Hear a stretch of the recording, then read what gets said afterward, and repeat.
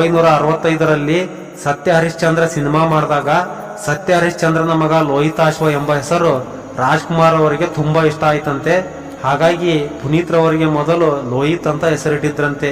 ನಂತರ ಲೋಹಿತ್ ರವರು ಬೆಳೆದು ದೊಡ್ಡವರಾಗ್ತಾ ಇದ್ದಂಗೆ ರಾಜ್ಕುಮಾರ್ ಕುಟುಂಬದ ಆಪ್ತರೊಬ್ರು ಲೋಹಿತ್ ಎಂಬ ಹೆಸರಿನ ವ್ಯಕ್ತಿ ಅಲ್ಪಾಯುಷಿ ಸತ್ಯ ಹರಿಶ್ಚಂದ್ರನ ಮಗ ಲೋಹಿತಾಶ್ವ ಚಿಕ್ಕ ವಯಸ್ಸಿನಲ್ಲೇ ಸತ್ತು ಹೋಗ್ತಾನೆ ಅಂತ ಹೇಳಿದ್ರಂತೆ. ಇದರಿಂದ ಆತಂಕಗೊಂಡಂತ ಡಾಕ್ಟರ್ ರಾಜ್ಕುಮಾರ್ ಅವರು ಲೋಹಿತ್ ಎಂಬ ತಮ್ಮ 10 ವರ್ಷದ ಮಗನ ಹೆಸರನ್ನ ಪುನೀತ್ ಅಂತ ಬದಲಾಯಿಸಿದ್ರಂತೆ. ಈ ಬಗ್ಗೆ ನೋಟರಿ ಕೂಡ ಮಾಡಿಸಿದ್ರಂತೆ.